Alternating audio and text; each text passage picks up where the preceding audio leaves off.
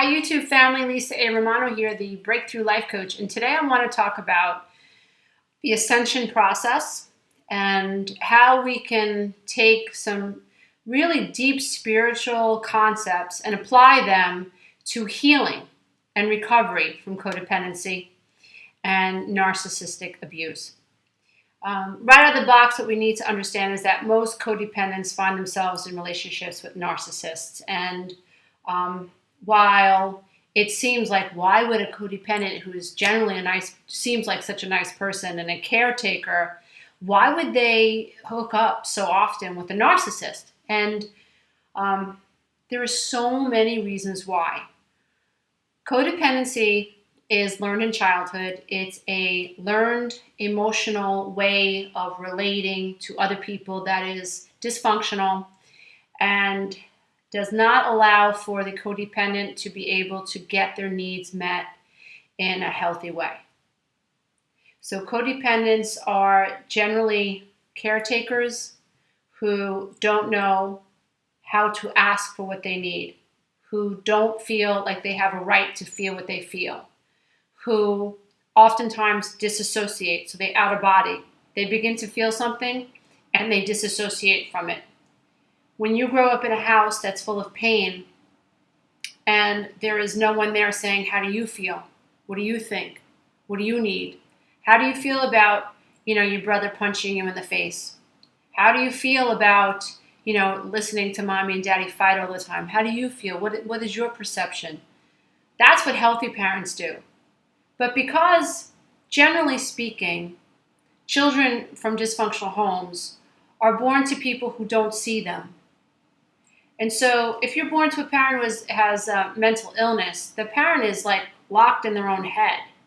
And based on however they were downloaded in childhood, that's going to affect how they exist in the 3D world or the third dimensional reality and how they parent you. That's not your fault. That's not your fault.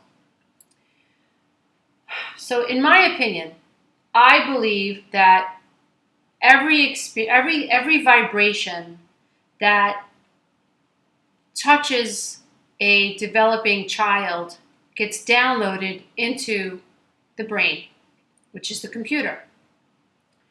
And I believe, and there are a number of scientists now who they're finding it difficult to shy away from the idea or the possibility that in utero, babies are being affected or downloaded by certain vibrations.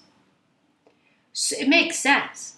I mean, if you're born to a mom who drinks and smokes and curses and is depressed and is on all sorts of medication, or who is self-medicating, or a mom who's being domestically abused, or a mom who's bathing in her own toxic emotions, it doesn't, sorry, I have an itch. It doesn't make much sense to presume that this growing infant, this newborn, this fetus, really, it doesn't make sense to think that this growing fetus isn't going to be impacted in some way, although we might not be able to put our finger on how that fetus is affected.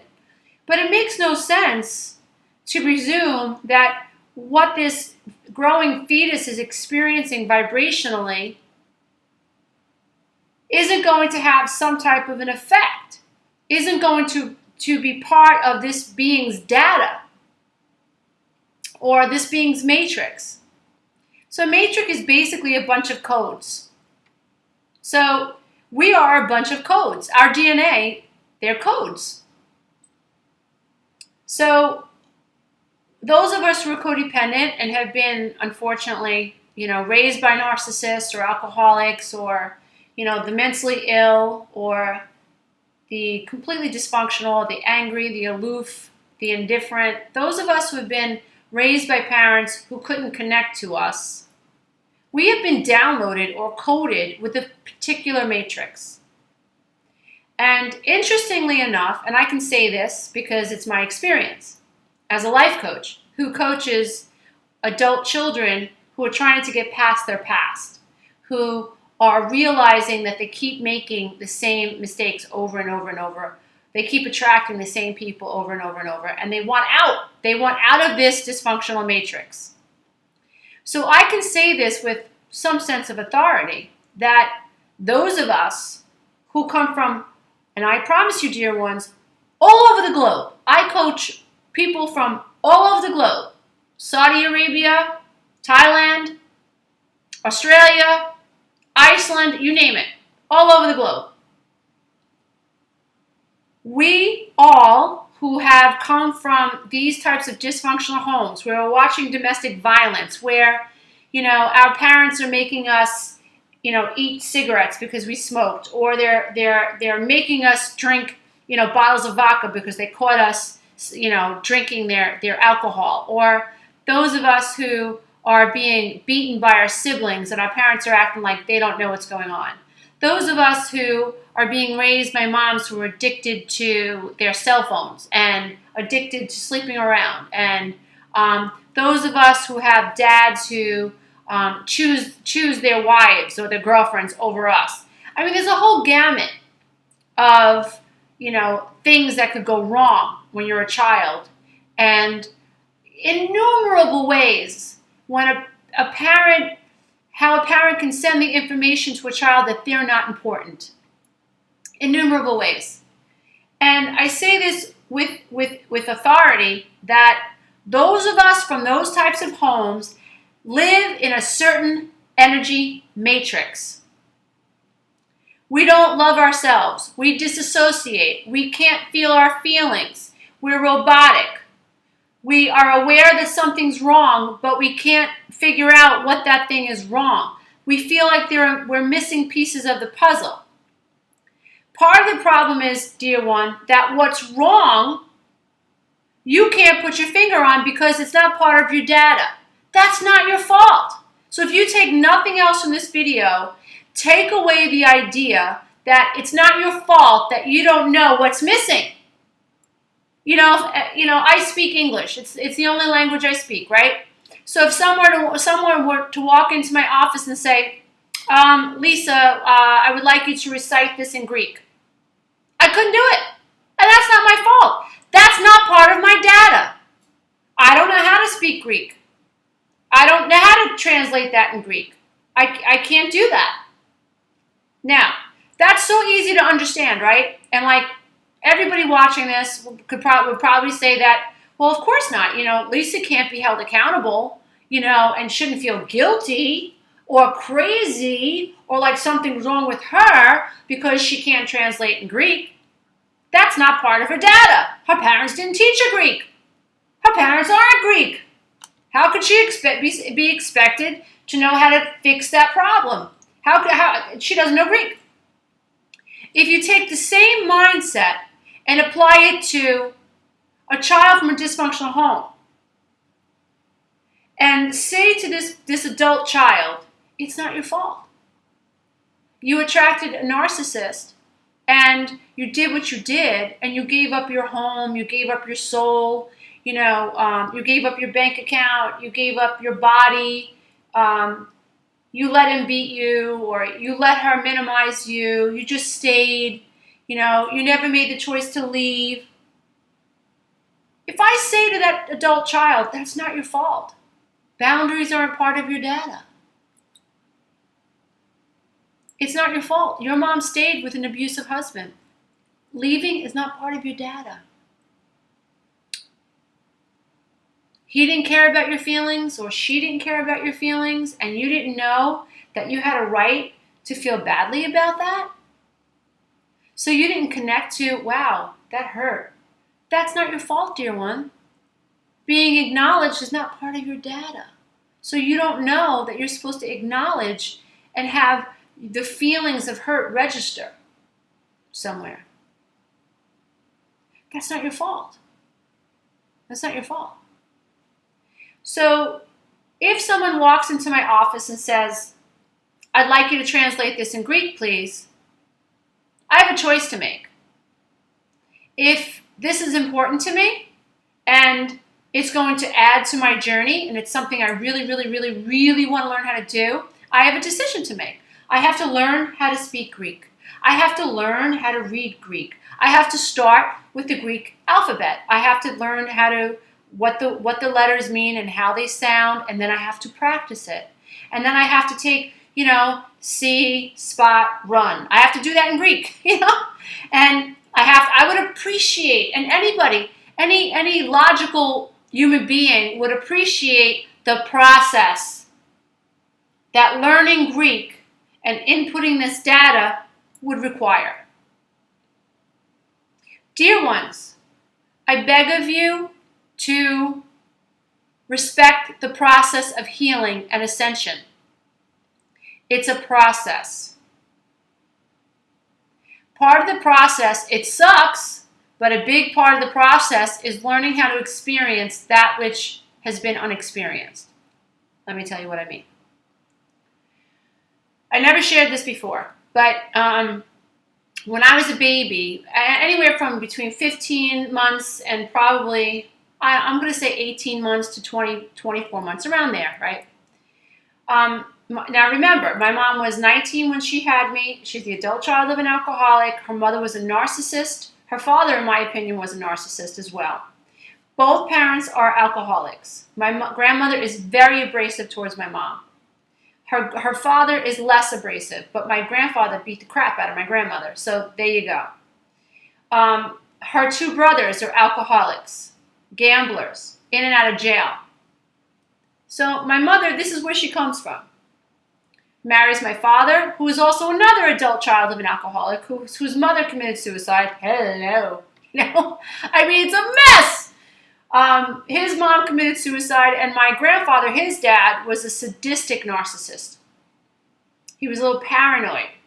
So he's right up there. I mean, he wasn't into genocide like Hitler or Saddam Hussein, but certainly paranoid, sadistic, a malignant narcissist for sure. My grandfather was a malignant narcissist, although he calmed down in his old age, but whatever. During my father's formidable years, this was his father. This was his experience. Okay, so now I'm born to those two people. I'm the oldest. I'm crying. And on my journey, I learned to have empathy. I just imagine what it was like to be that child born to that couple. There's no way they were equipped to handle a newborn and the needs of a newborn. No way. My mother was severely codependent and worried only about what my dad needed. And her agenda was to shut me the hell up, because if I cried and that upset Dad, it meant huge failure on her part. Her goal was to please Daddy. So here I am, about anywhere from 15 to 24 months. I can't exactly say, but I was a baby. And I'm crying. My mother says to me, if you don't stop crying, I'm going to stick you in the oven and we're going to eat you. And what does a little baby do that hears that mommy and daddy are going to have it for dinner? She cries some more. So anyway, I'm in a diaper, and my mom pulls out a roasting pan and puts it on the stove, picks me up and slams me into this roasting pan and starts grabbing the salt and the pepper and the garlic and the whatever. And when you're little and you trust people, you trust your mother and your father, and all you want is love, and you're afraid, and in your terror, you're crying, and you can't control it. You want to be consoled. And when you love these people, and then all they want you to do is shut up, and you don't have the means to know how to, at 15 months, you don't have the means to do it. You can't. It's not humanly possible, I don't think, at 15 months. And when that's your experience and you're picked up in a diaper and plopped down into an oven roasting pan, and they turn the oven on, and then you're filled with terror, like, if you don't shut up, if you don't stop crying, we're going to eat you. You're traumatized. Now, that is an experience that I shunted, that I pushed way down, because in the moment I couldn't experience the terror. I couldn't say, I trust you and you're abandoning me. I need you to hold me and you keep pushing me away. I don't feel good and I just want to feel close to my mommy, or I just want to feel close to my daddy. I just want to be soothed. I just want to know that it's okay to be a baby and need you. I want to know it's okay to need you. I want to know it's okay to need you. When you're taught that it's not okay to need people, you need them more. It's so backwards, but it's so dysfunctional. Now, obviously in a healthy home, that wouldn't have never happened. And granted, I tell all my coaching clients this, that, I almost went there just now. I almost said, well, my mom was 19 and blah, blah, blah, blah, blah, blah, blah. We have to pull that back, because that goes back to us offering empathy and compassion and understanding and forgiveness to others. That's like jumping the ravine, okay? And the ravine is where we have to be. The ravine is where we need to learn how to be. We need to learn how to be in this ravine, in this abyss of emotion. So on the healing path, I had to learn how to embrace, because that was a traumatic event for me.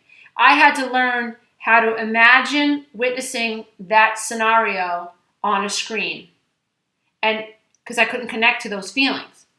But when I imagined it happening to, my nephew at 15 months, my great nephew, I could connect, because I could imagine what my 15-month-old nephew would feel. This little tiny baby, this little angelic baby, how terrorized he would be if his parents pulled that crap on him, and how damaging and abusive that would be if his parents did that to him. And suddenly there it was. There was a link to all those emotions. And when I connected to that, it was like a flood. So it was volcanic. Now, on the ascension process, what we're learning to do is create a new matrix. We're trying to transcend the old matrix, the old codes. So those of you who are watching my channel, those of you who I coach, dear ones, we are being called to create a new energy matrix. Now here's the cool thing. What is beginning to come out is true self. True self. So our true codes, our true divinity has been with us all along. It's just that now it's that code is becoming like this coat of armor. It's becoming our shield, if you will. And we are learning how to stand in the codes or the matrix of the true self, the divine self. So what does that look like in a practical sense? So when you are in the ascension process, understand that part of the ascension process, the first big part of the ascension process, is the aha moments, like, oh, wow, this doesn't fit anymore. Wow, what am I going to do about it?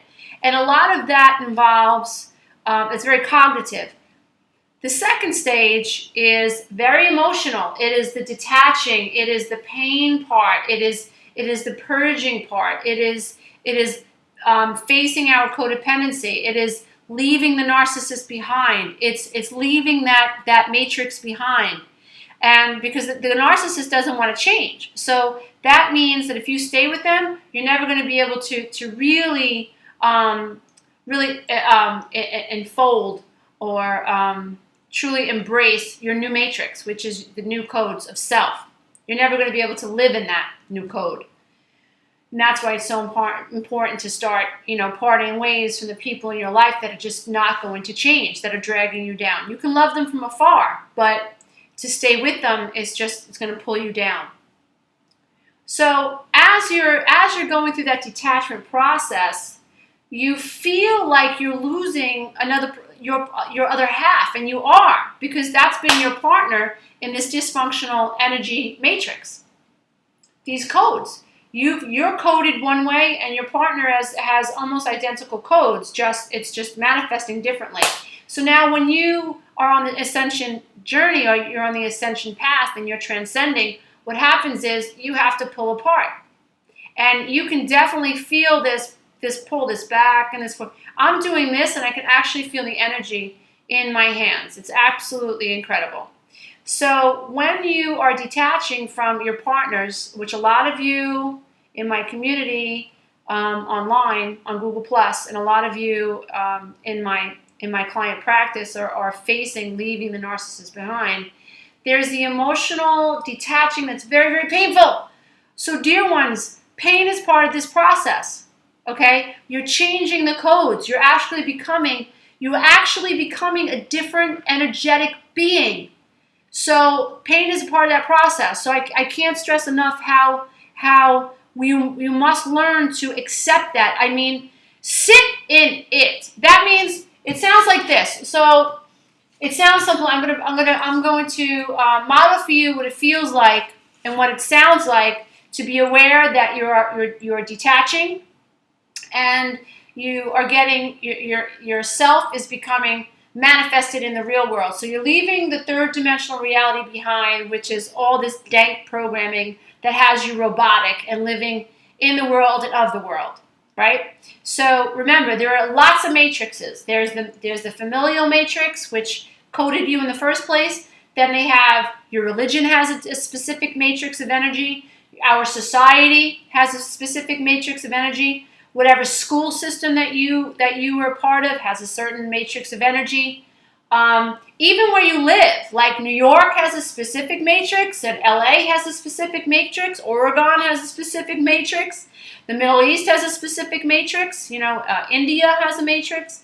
So we have all these multi-layers of realities, of matrices that we have to come integrate with.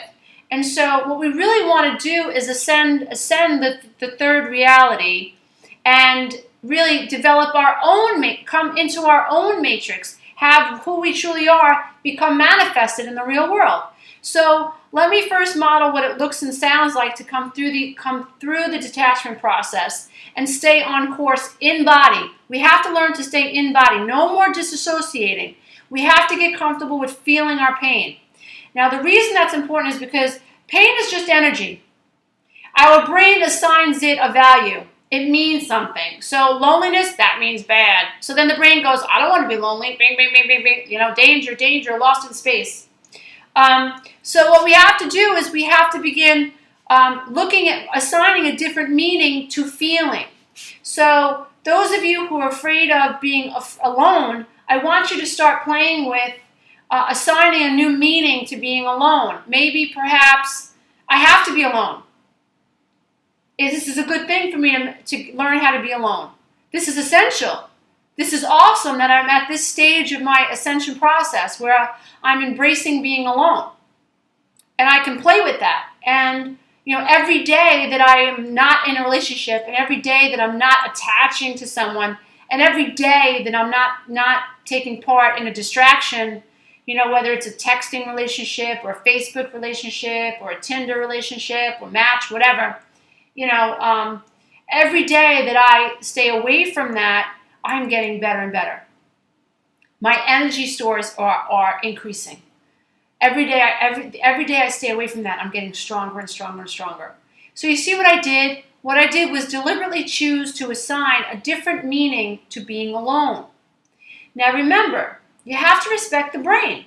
Now the brain works by helping you avoid pain. Dear one, if you associate loneliness with something bad, your brain is not going to allow you to be lonely. It's going to fight you. Remember, your brain is a congruent mechanism. So if I hear myself say, oh man, I hate being alone. Oh, this sucks. Oh, this sucks. Oh, this sucks. And my brain is assigning bad to it. My brain is going to go, yeah, you're right. This sucks. Look at that. Look at this. Even the dog's upset, Oh my God, my flowers are dying and that wedding's coming up and I can't go alone. I mean, I got to go with somebody. So what's happening is the brain is finding reasons why it's bad to be alone.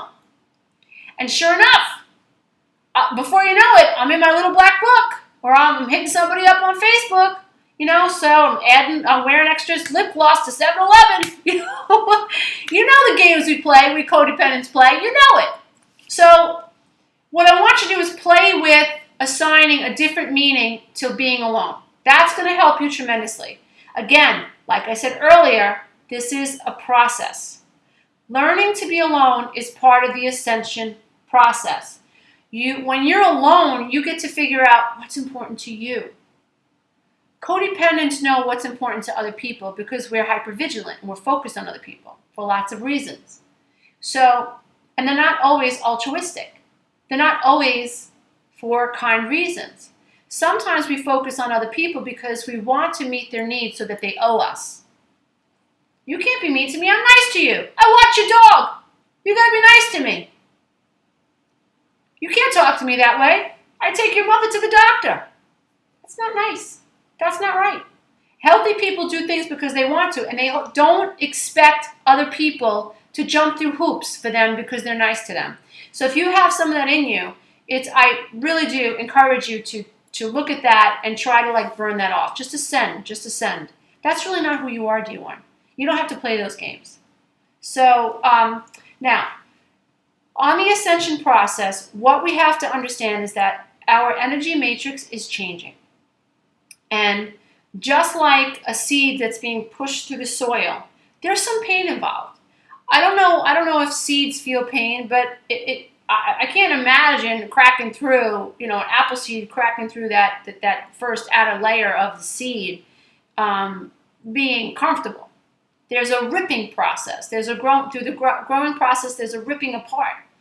And, I've been playing with that lately and trying to see if there's anything in nature that doesn't require a ripping apart of when it's growing. And so far, if you guys can come up with anyone, just let me know.